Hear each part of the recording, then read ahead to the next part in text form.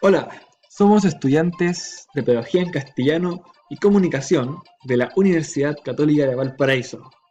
Y en este video pondremos sobre la mesa la problemática que nos trae las tecnologías de la información y la comunicación en la educación.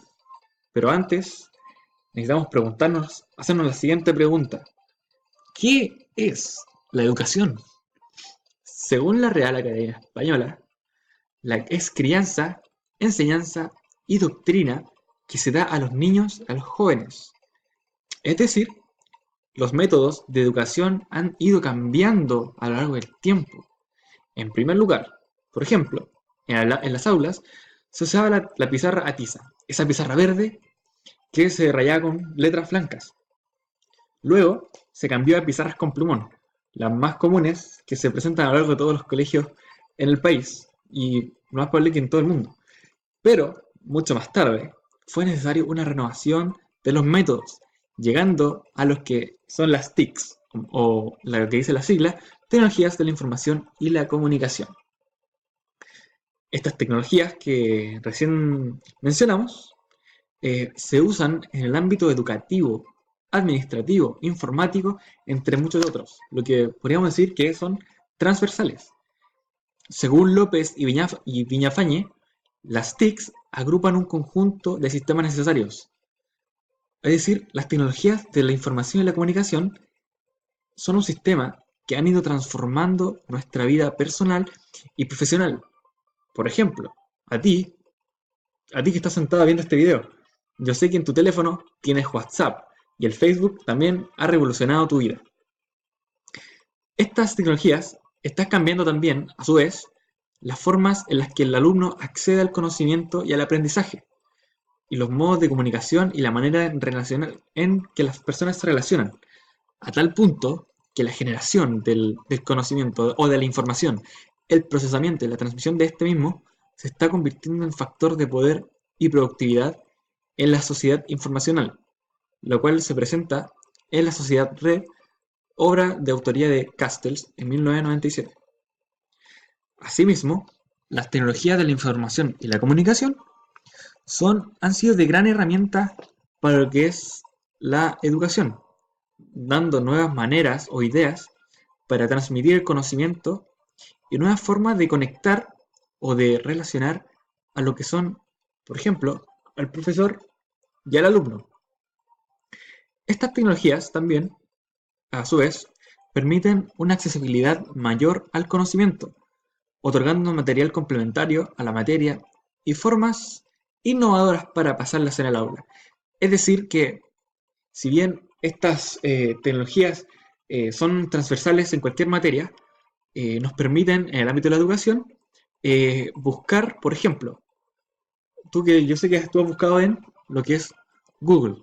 Esa es una plataforma que permite una accesibilidad mayor a lo que es el conocimiento, el cual te otorga material complementario a la materia y innova la forma en que el profesor entrega la información en el aula. Estas formas innovadoras, entre comillas, en la que el profesor entrega materia al alumno en el aula, tenemos como ejemplo el PPT o el PowerPoint, tenemos el Word, tenemos el Excel, el email, el aula virtual, el CMAPS, el Prezi, entre una millonada de aplicaciones más que se encuentran hoy en la red y probablemente se encontrarán muchas más en un futuro no muy lejano. Ahora bien, en relación al manejo de las tecnologías, existen por un lado los nativos y por otro lado los inmigrantes digitales. En el primer caso, los nativos corresponden a los que nacieron con el desarrollo tecnológico y se familiarizan mucho más rápido con los distintos aparatos tecnológicos. Es decir, que básicamente estos nativos tecnológicos o digitales nacen en una época tecnológica, nacen con tecnología. Mientras que el segundo grupo, el de los nativos, o sea, el de los inmigrantes digitales, no nacieron en la época donde las herramientas de este tipo dominaban y por lo tanto se les hace muy difícil utilizarlas. Un ejemplo de inmigrante digital son tus abuelos, por ejemplo. No sé si te ha pasado que Los abuelos no entienden lo que es el Facebook, el Twitter, el WhatsApp, entre otras aplicaciones.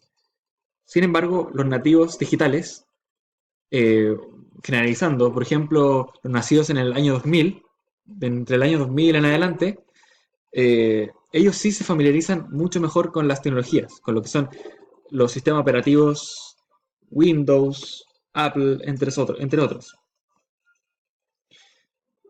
Por ejemplo, otro ejemplo de los nativos digitales son aquellos que desde pequeño tuvieron acceso al iPad, al iPhone y aprendieron a usarlas desde pequeño.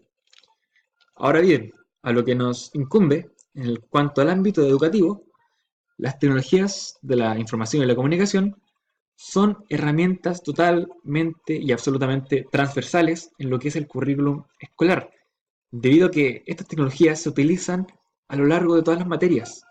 Por ejemplo, lo que es ciencias, matemáticas, lenguaje, religión, incluso educación física.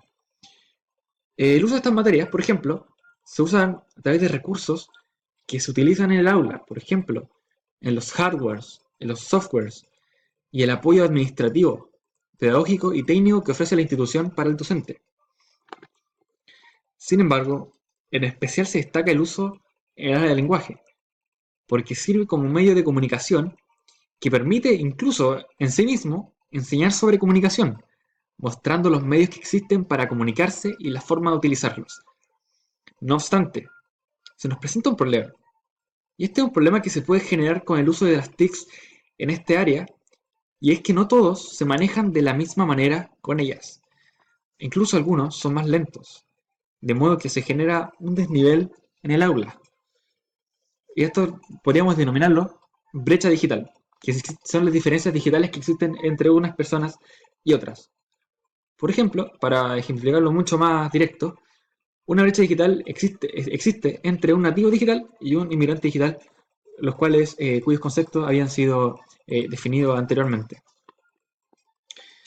Incluso, hablando de diferencias o de problemas que pueden presentar las TICs en el aula, es que pueden presentar cierto grado de dependencia, tanto en el alumnado como en el profesorado.